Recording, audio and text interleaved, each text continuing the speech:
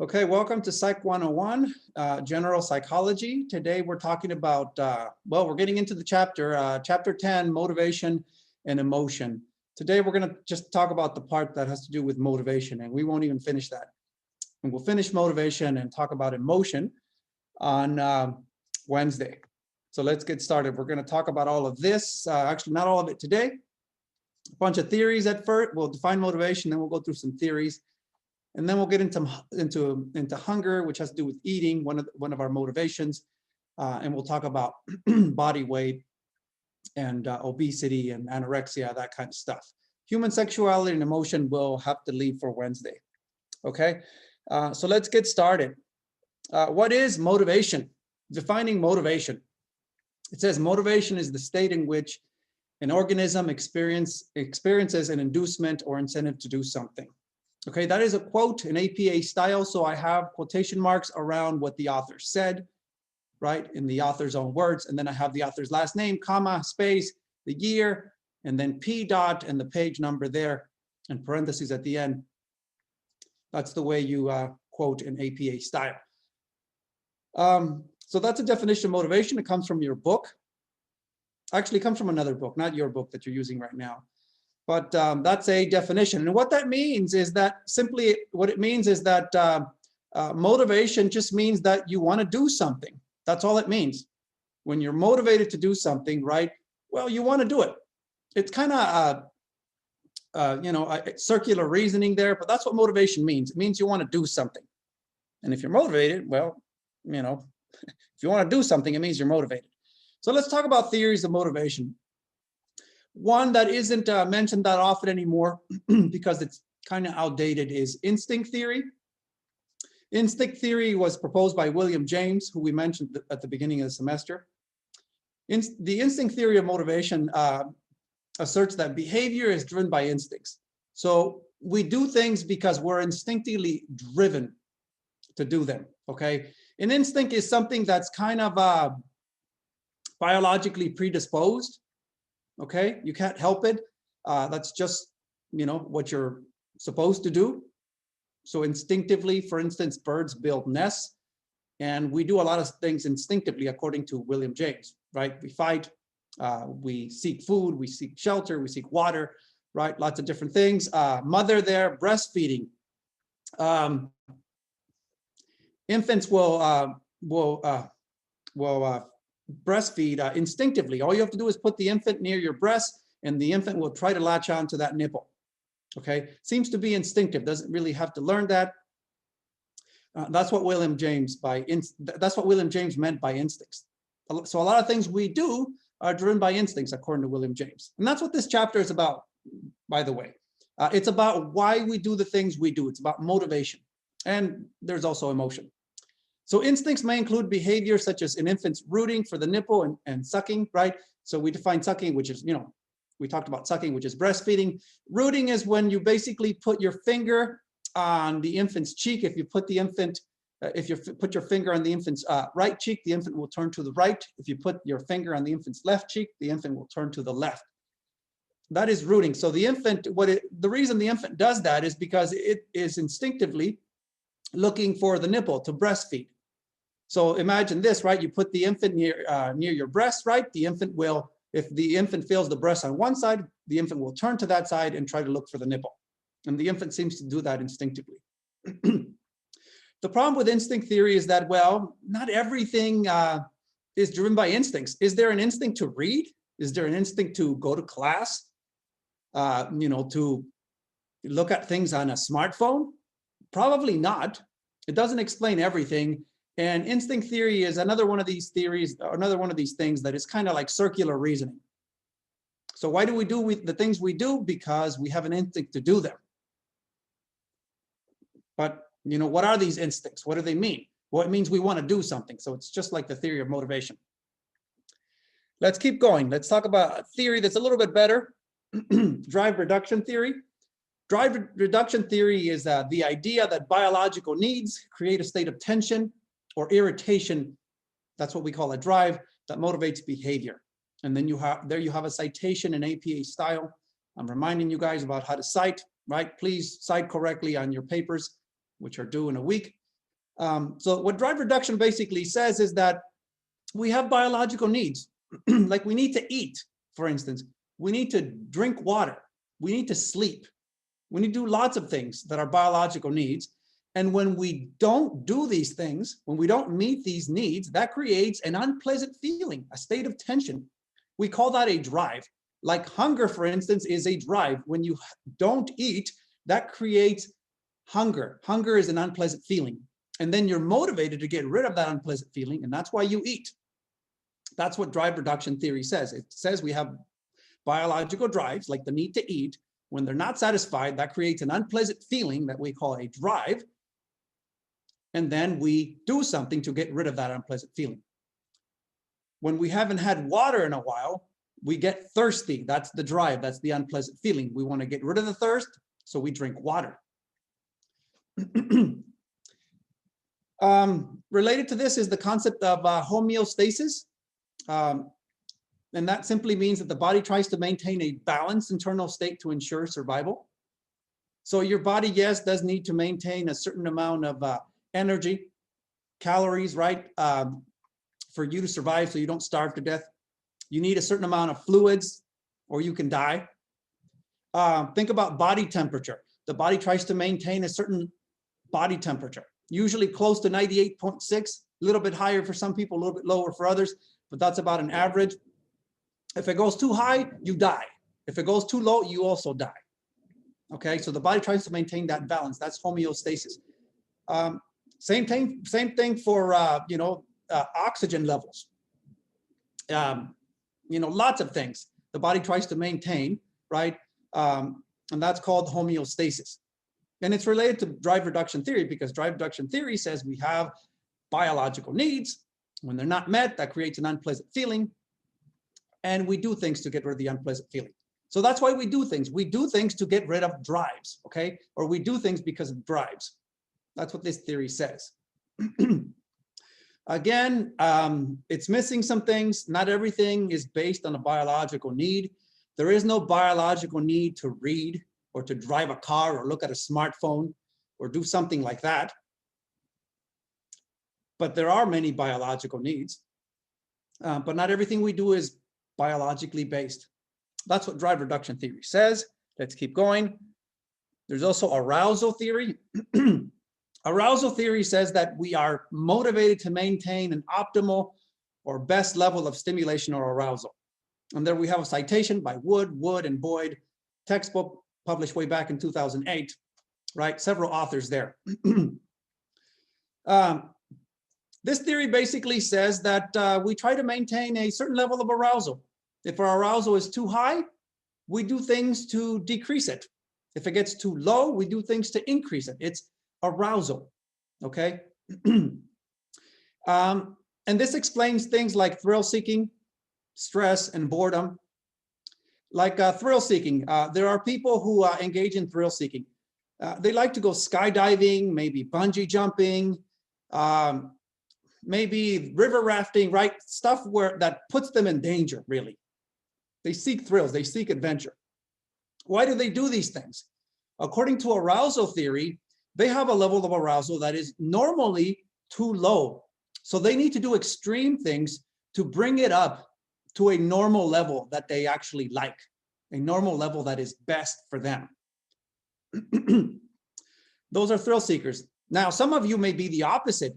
You may be people who are easily scared, for instance, or easily stressed out. If you're the type of person who's easily stressed out, that means your level of arousal is already too high.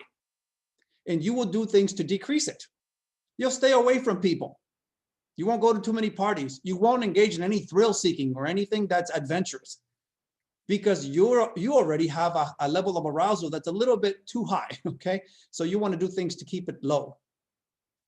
Boredom will be the opposite. If you're bored, that means your level of arousal is too low, and you'll do things to increase it, to increase the level of arousal so that you feel better.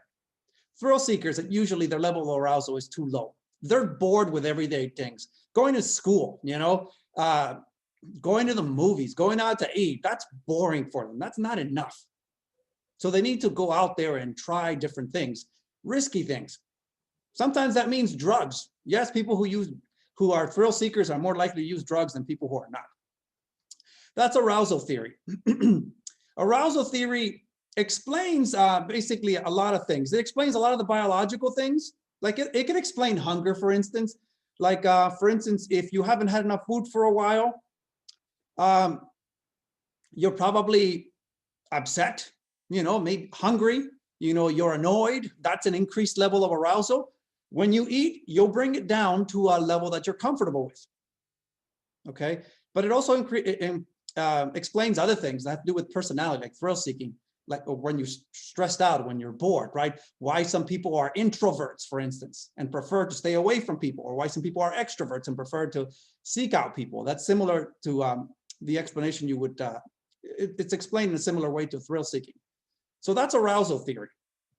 It could explain things like maybe watching TV. Why would people watch TV? Because they're bored and they want to increase the level of arousal. So they'll turn on the TV, hoping to watch something that's going to increase their level of arousal, something that's going to maybe get them a little bit more excited. Here's the thing, though. You can also be stressed out, and you can watch TV to also decrease your level of arousal, because watching TV can also bring down the level of arousal. It can relax you. And that's why a lot of people do it. People do it to find something interesting to watch, to increase the level of arousal, but also to relax, when stress is high. So it can explain some things like that. It's a little bit better. Related to arousal theory is what we call the Yerkes-Dodson law. It basically says that tasks of different difficulty require different levels of arousal.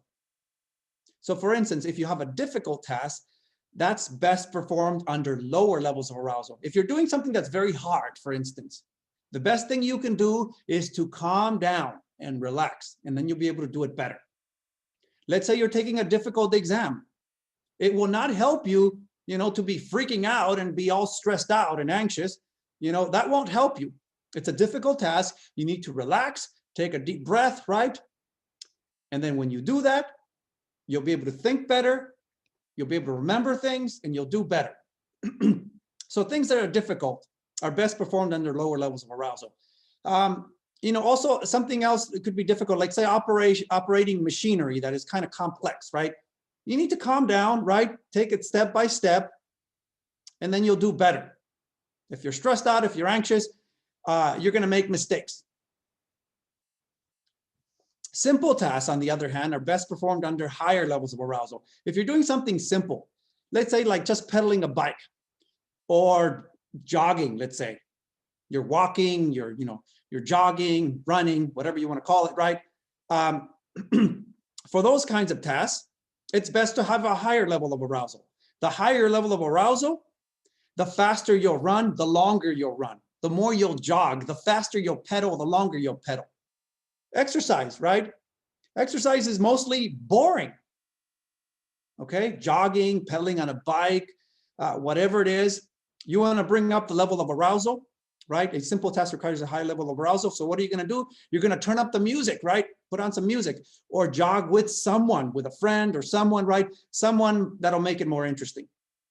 That's what the Yerkes-Dodson law says. Difficult tasks are best performed under lower levels of arousal, and things that are simple, things that are easy, those are best performed under higher levels of arousal.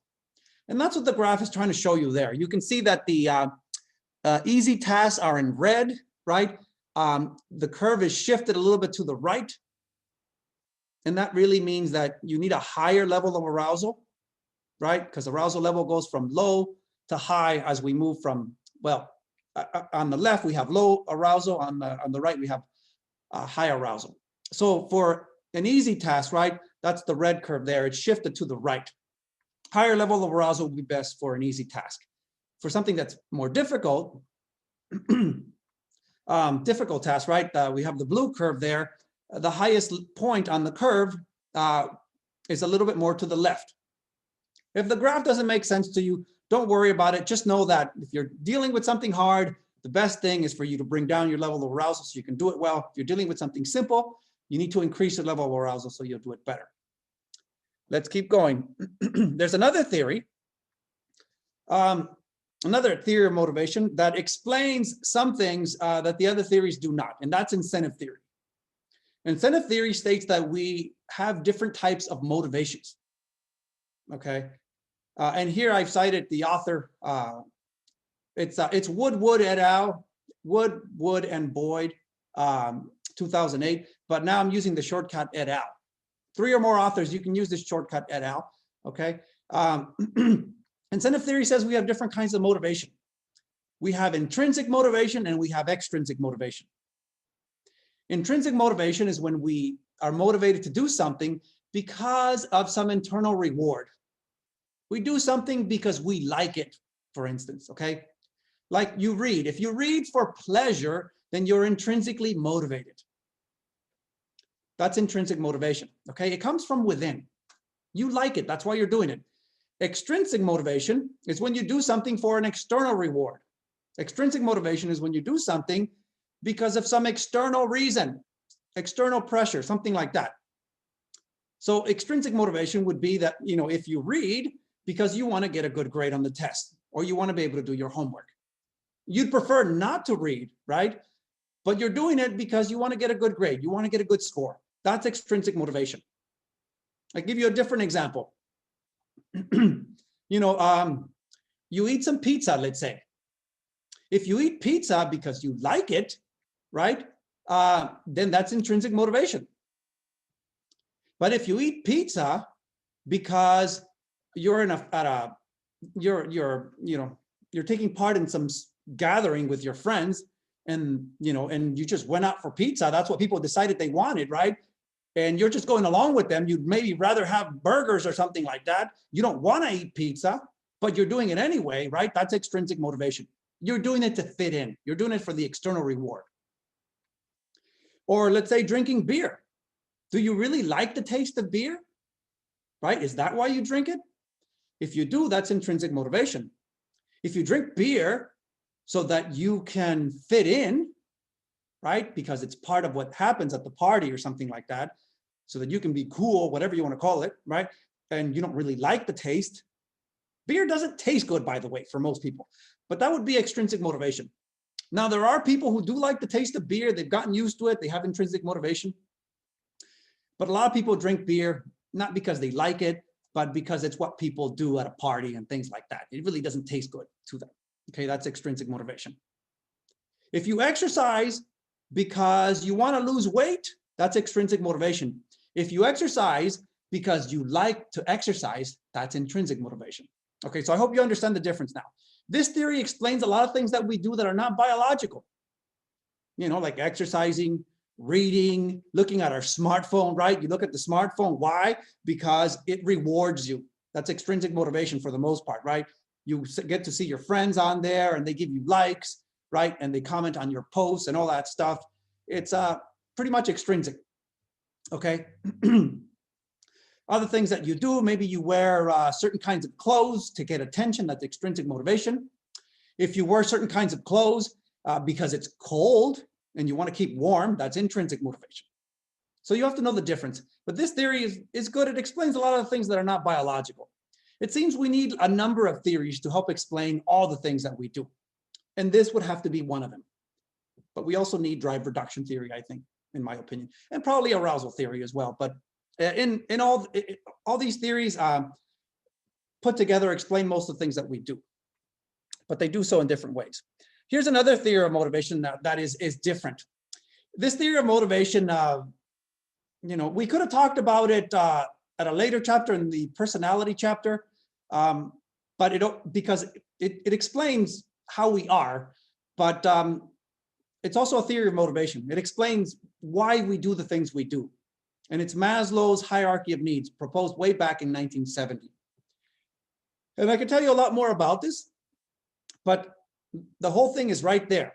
Maslow basically said that we have different needs, and there they are. We have physiological needs, safety needs, belonging and love needs. We have esteem needs. We have the need for self-actualization.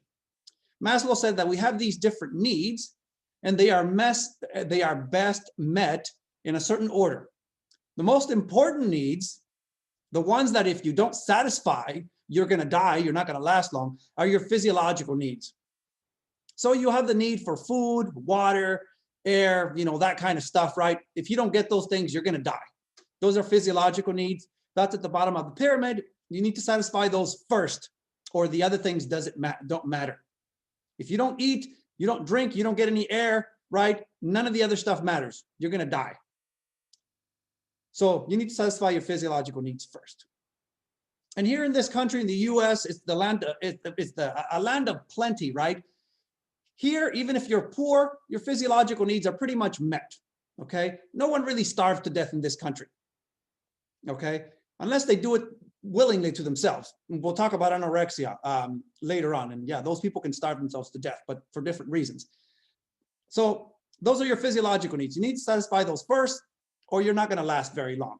If you satisfy your physiological needs according to Maslow, then it's best to then take care of your safety needs. The need for safety and security. You need to feel safe, right? You need to make sure that no one kills you, right? No one's gonna, beat you up. You have a need to feel safe, right? Need, that you're not gonna get robbed or something like that, right? You want safety and security. Again, in this country, your safety needs are pretty much met. I know there are some neighborhoods that are safer than others, but they're pretty safe. You just have to, have some street smarts and you'll be okay. Okay. Plenty of people, grow up in neighborhoods that are not considered so safe, but, as long as you do some basic things, you'll be okay. I grew up in one of those neighborhoods, and a lot of you are growing up in neighborhoods like that right now. By the way, your safety needs don't matter if your physiological needs haven't met.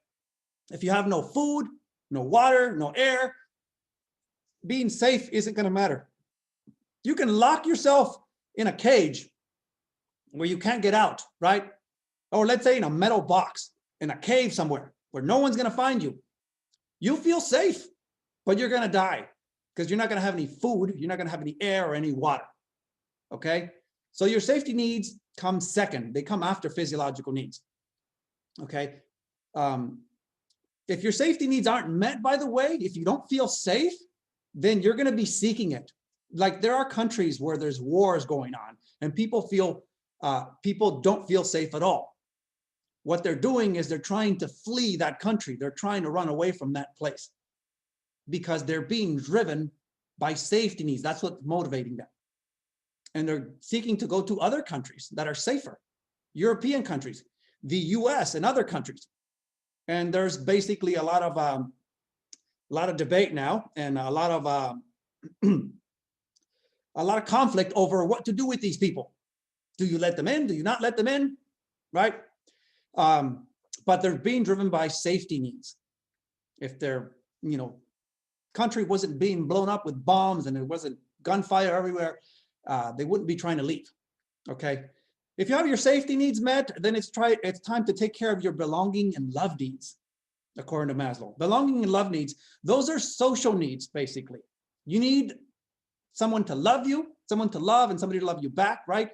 You need to affiliate with others. You need to have friends, right? Family, that kind of stuff. Those are your belonging and love needs. We all need that. We all want that. If no one gives you any affection, any attention, right? If you don't have any friends, any family, anyone to love you, you're going to feel miserable. Okay. I know there's people who say, I don't need anybody, right? And they're lying. Okay. Those people are depressed probably. When you're depressed, you want to stay away from everybody and you say you don't need anybody. But psychologically, you're not healthy at that point. You really do need people and you do want people, but you're acting in the opposite way. Belonging and love needs come after safety. If you're not safe, it's going to be hard for you to form a relationship, right? When you're trying to run away, from harm, people are shooting at you, trying to kill you. You're not going to stop and try to hook up with somebody, right? Or try to make friends. You're going to leave. You're going to run the hell away from there, and nothing else is going to matter, right? If your safety needs aren't met, your belonging and love needs aren't going to be met either. Okay. But if you feel safe, then you can talk to people, socialize, start a relationship, start a family, have friends, co-workers, all that stuff. Those are all belonging and love needs. If your belonging and love needs are met, according to Maslow, then it's time to take care of your esteem needs. Esteem needs are less necessary, but they make us feel good when we meet them. You have the need to achieve, the need to, for instance, to get that degree, to get that good grade, right? To gain competence, to get better at writing or math, to get better at your job, right? To gain respect and recognition from others. Those are esteem needs. You want people to look up to you. You want to feel like you're a big shot, right? Look at me, I've made it. Those are esteem needs, right? And it manifests itself in different ways. It could be, earning that degree, getting that A on the paper. It could be less healthy things like driving a nice car. Look at me, right? I've made it. I have this nice car, right? Those are esteem needs. They make you feel good, but they're not necessary for survival. Or you wear nice clothes, right? You feel good about yourself, right? And people give you attention. Those are esteem needs. Okay. They're different than belonging and love needs. Belonging and love needs have to do with family, being with others. Here, you're doing things to feel good, basically, to show off to some extent. Those are your esteem needs. You want that promotion, let's say, you want that nice car, that big house, that jewelry, those nice clothes. But other things that are not so material, a lot of things are materialistic, but some things that are not, like just wanting that degree, for instance, wanting to get an A, wanting to master, let's say, that new job or something like that. Those are all esteem needs. If you have your esteem needs met, then it's time to look at the need for self-actualization, which is the highest need, but the least important. It's the one that, according to Maslow, most people don't get to achieve that. Only about 1% or so meet their self-actualization needs, according to Maslow. It's when you achieve your full potential. And most of us fall short of that. Most of us get stuck at the level of esteem needs. We have enough food, water, we feel safe, right? We have someone to love us, someone we can love back, friends, family, boyfriend, girlfriend, husband, wife, kids, whatever it is, right? Those are belonging love needs. And we also may have a car and a house and a job, or maybe an apartment at least. You have your esteem needs met. And what happens to most people is they get stuck at the level of esteem needs, right? They want, when they get something, they want more. They want a nicer car, a bigger house, to live in a better neighborhood, right? Nicer clothes, and they get stuck there just basically trying to fulfill those esteem needs. And they're driven by materialistic needs. That's where they get stuck. There is a higher calling in life. There is achieving your full potential. And it's not about having more things. It's about a mission in life. It's about something you really believe in. For some people, it is art. For some people, it's music. For some people, it's religion. For some people, it's travel, which you need money for, by the way. For some people, it is volunteer work and helping others that are less fortunate.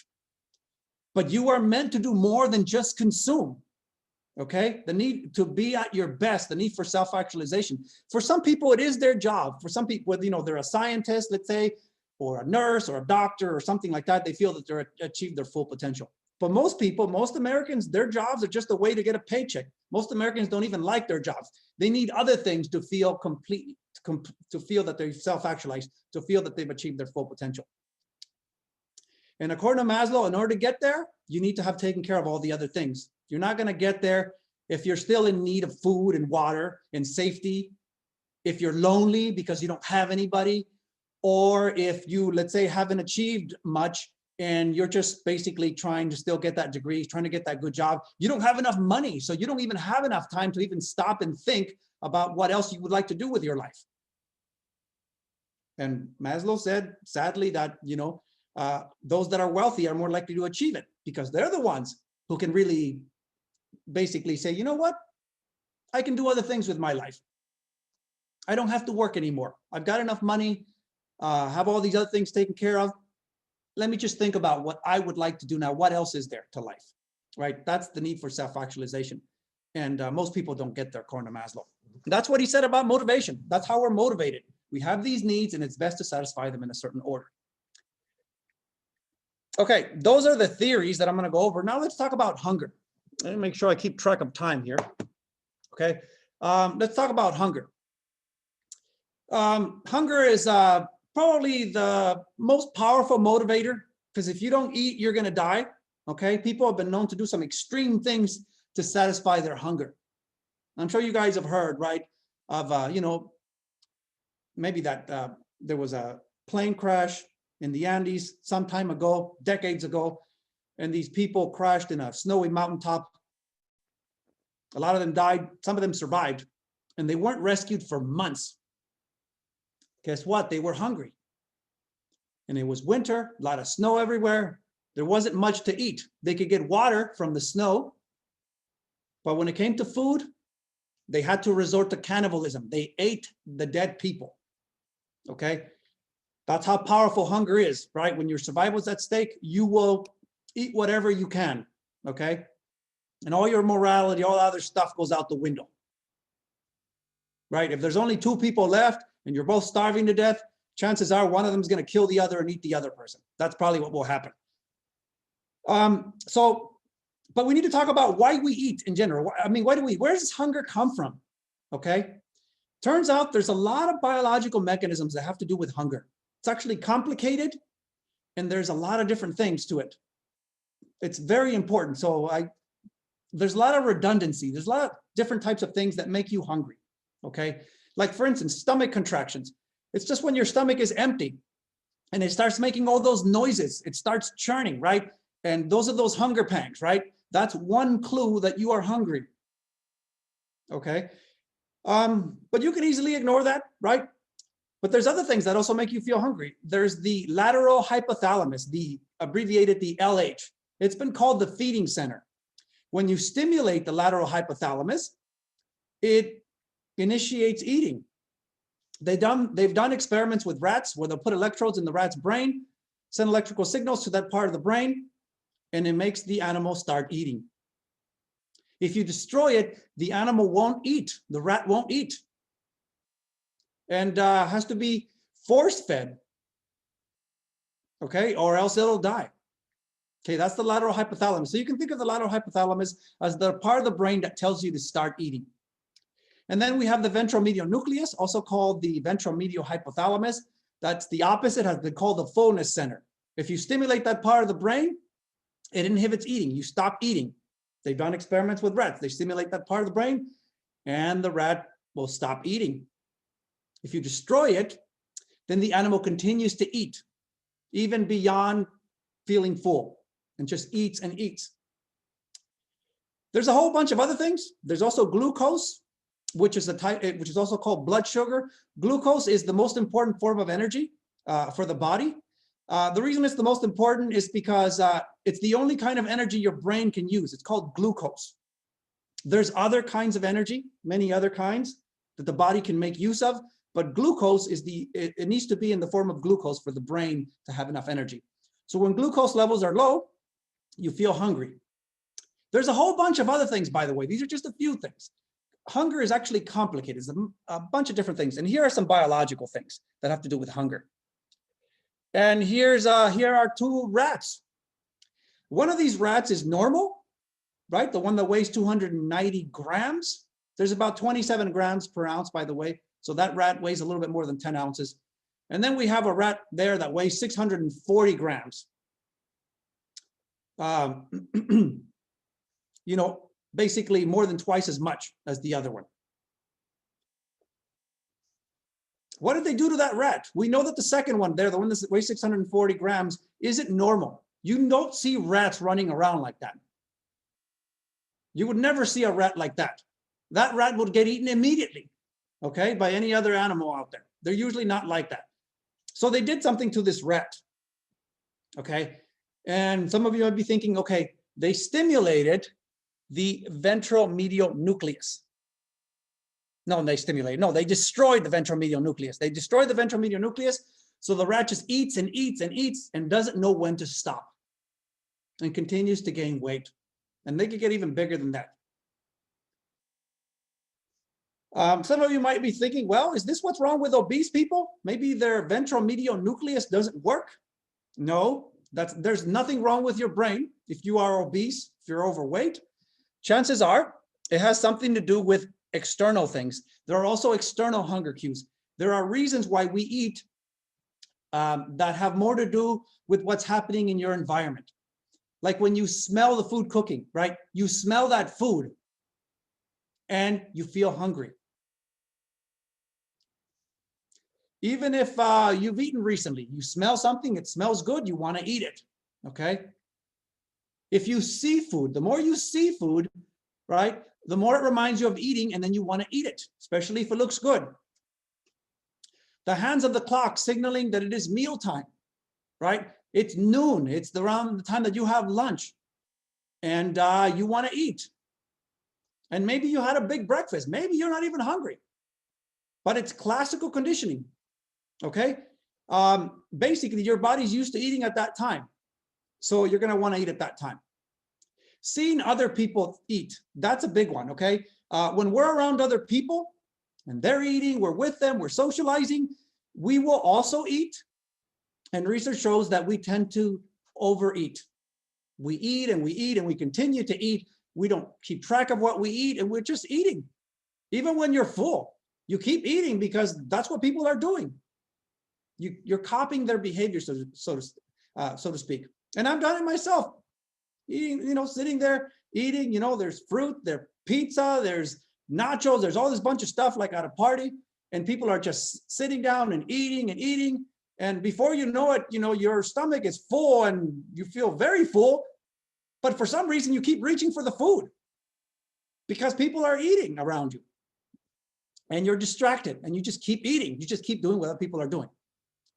We eat when we're with the friends, we eat at parties, we eat at the movie theater, right? That has a lot to do with our culture. We like to eat around other people, okay?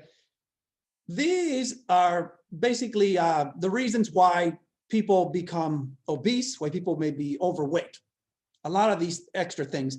Your body works fine for the most part. There's nothing wrong with your biology, okay? But these are the reasons why you gain weight in the first place. Because you overeat for external reasons. And let's talk about what it means to be normal weight, overweight, underweight, okay? Variations in body weight. You can see the graph there. I should really search for an updated graph, but you can see that the number of people that are overweight are in blue, or I guess that's kind of green. Okay, let's say it's blue, okay? And then the number of people, the percentage of people who are obese it's in orange. And you can see that the percentage of people who are overweight and obese has been going up over the decades, okay? And now we have about 2 out of every 3 Americans is overweight and about 1 out of every 3 is obese. How do you know if you're overweight? How do you know if you're obese or if you're underweight? You need to be concerned with something called BMI, which stands for body mass index. There's a formula here that you can use to calculate your BMI. You can take your weight and divide it by your height times your height. That whole thing times 703. Okay, that'll give you a ratio. If it's if the BMI is less than if it's 18.5 or less, that means you're underweight. If it's over 25, that means you are overweight. If it's over 30, you are obese. BMI, think of it like an approximation of body fat. If you have a BMI above 30, that basically means about 30% of your whole body weight is fat. What's a normal, healthy BMI? Well, you need to be higher than 18.5 and less than 25. You need to be between 18.5 and 25. So 19 is fine, a little bit on the low end, but you're still okay. 20 is fine, 21, 22, 23, 24, 24.5 is fine. That's all, a normal BMI. There's other ways to calculate your BMI where you don't have to do this equation, which we'll look at now. You can just look at this graph over here.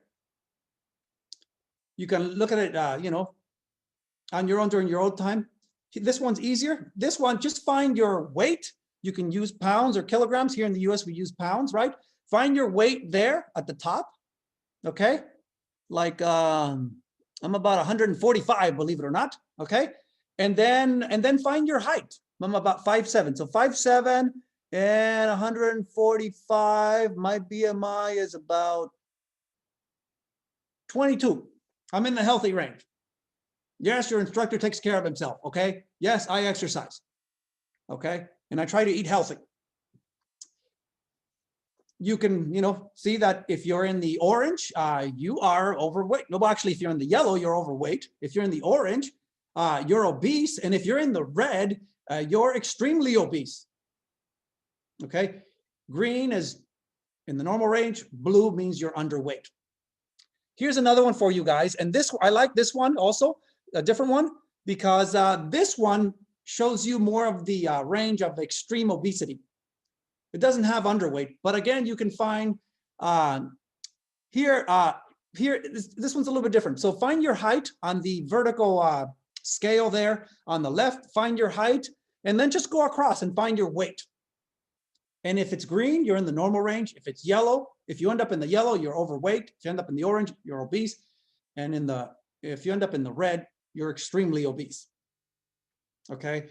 And we do need to be concerned about obesity, which we'll talk about in a moment. But if you're in the red, that means that you are in danger. You could drop dead at any moment. Extreme obesity. Okay. Obesity in general is dangerous, even if you're in the orange. Okay, but it's not as bad as extreme obesity. Let's talk about these things. Okay, let's talk about obesity first. Okay, what is obesity? If you're obese, that means you have too much body fat. Your BMI is above 30. Okay, 30 or above. That means you're obese. Why do we care? Why not let people be as big as they want to be, right? And more of you to love, so to speak. That's what some people say. Well, there's health consequences. When you're obese, you have several risks. You're very likely to have diabetes, type 2 diabetes, by the way, okay, which is very, very common, okay, nowadays. And that mostly has to do with obesity. It causes problems. Having that much weight, that much fat causes problems for your body. You develop diabetes. You can actually get rid of your diabetes if you actually ate healthy, exercised, got down to a healthy weight, and you keep it for a long time. You can get rid of obesity. I mean obesity. You can get rid of, of course you can get rid of diabetes. Now, if you lose a bunch of weight, exercise and stuff like that, and you get down to a normal weight really quick, you're still going to have diabetes. Okay, it doesn't go away that easily. You need to maintain it for a long period of time. Then it'll go away. More risk of heart disease. When you're obese, your heart gets bigger and basically, works more slowly. And basically has to work harder to carry all that weight around. You're more likely to have heart disease, right? More likely to get cancer. There's a high risk of cancer with obesity. Sleep apnea, that's difficulty breathing while you sleep. You're trying to sleep at night, and then you stop breathing, and then you wake up gasping for air like you're dying, right? Because you couldn't breathe, right? You can also have sleep apnea, by the way, even if you're not obese, but it's more common in obese people. Low self-esteem, depression, all those things are common among people who are obese. They feel that nobody loves them, that they're ugly, that they're never gonna find someone. You will. There's plenty of people just like you if you're obese. There's plenty of other obese people. But they tend to feel bad about themselves. Sometimes they hide it, but they usually tend to have lower self-esteem. They feel worse about themselves. And here's 3 comedians that are, not just obese. These people have extreme obesity. And how dangerous is extreme obesity? Well, the guy on the lower right, Ralphie May right there, the guy with the orange jacket, he died a few years ago at like the age of like 45. Julio Iglesias, I think is his name. No, Gabriel Iglesias, not Julio. Julio Iglesias is the singer. Gabriel Iglesias on the lower left, he's lost a bunch of weight, but he's still obese. And then the guy at the top, what the hell's his name? I forget. But he's also extremely obese. He's a comedian. They're very funny. I'm not thinking of his name right now, but I do know who he is.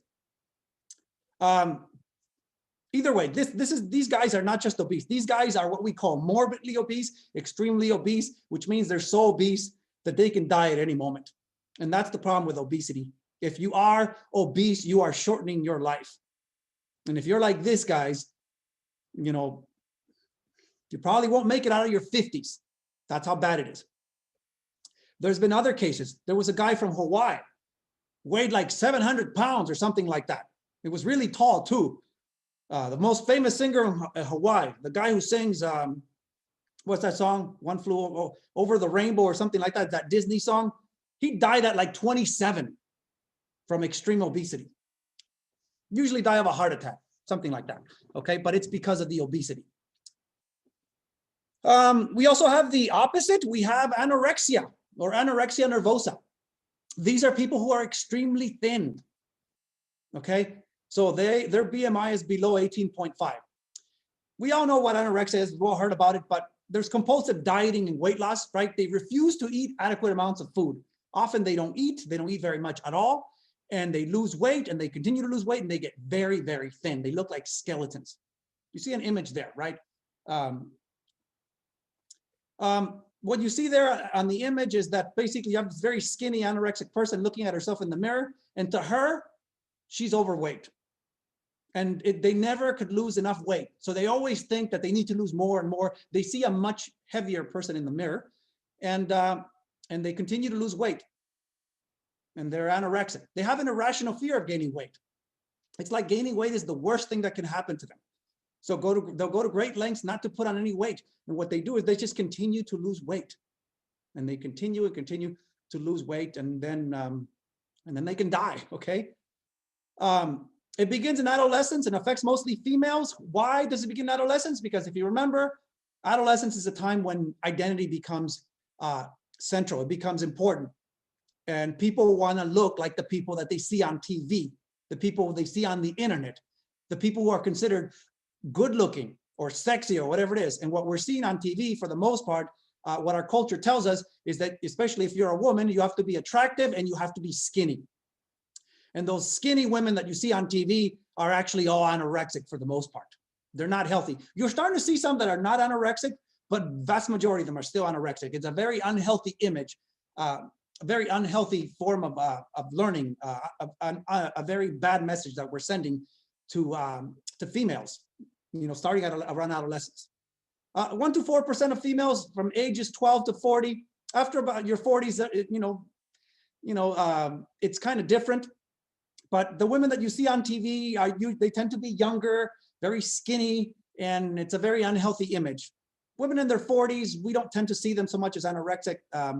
They're not the prime example. So when you're in your 40s, anorexia is less common. But we do see anorexic 40-year-olds and 50-year-olds, and we do see them too. It's just less common by then.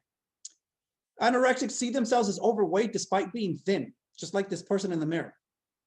Okay. By the way, I want to point out that men have the opposite problem when it comes to, this distorted body image. When men look at themselves in the mirror, they see somebody who's thinner, right, than they actually are. Because a lot of men are actually obese and don't even know it, because they say, oh, well, a man's supposed to be big and strong, right? And they're actually overweight and they don't even know it, or obese. And they look at themselves in the mirror and they see they see a strong man, and actually it's an obese man that's looking back at them. So women have the opposite problem. Most women look at themselves in the mirror and they see themselves as overweight, and despite the fact that they may not be. General tendency for distorted thinking. I have to be pretty. I have to be skinny. I have to be sexy. I have to be this and that. You don't have to be anything, okay? And that's the problem when you have that kind of thinking. You can just be yourself, try to be healthy, but you don't have to be skinny. You don't have to be glamorous or sexy or whatever it is. Somebody's going to like you the way you are. Don't try to be obese either, by the way, right? Try to stay in the normal range. And here are some images for you guys to make a point here. You see the Victoria's Secret models there on the top, right? All those women, anorexic, all of them. Those women are like 5'10", 5'11", 6 feet tall, and they only weigh about 120 pounds, 125 maybe. That's anorexic.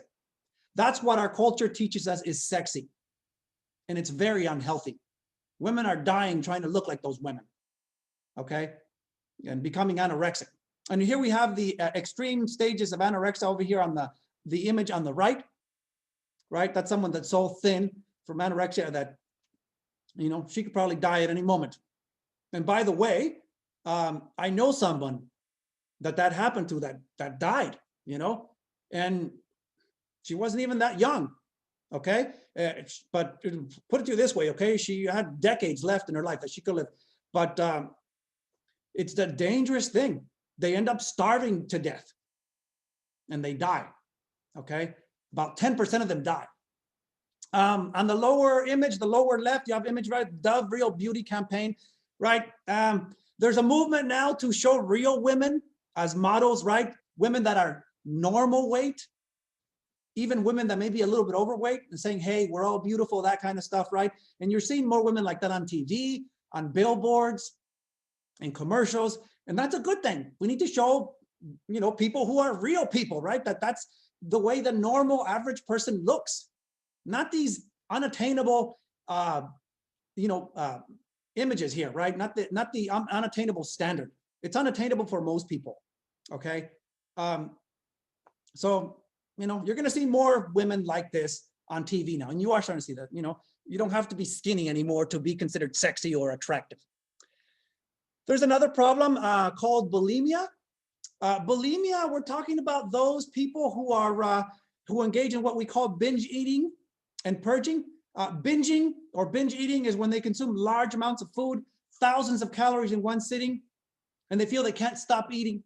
They love food and they'll eat large amounts of it, but then they feel guilty about it and don't want to absorb the calories, so they'll purge themselves. They'll make themselves vomit, or they use laxatives, diuretics, things that are going to give them diarrhea.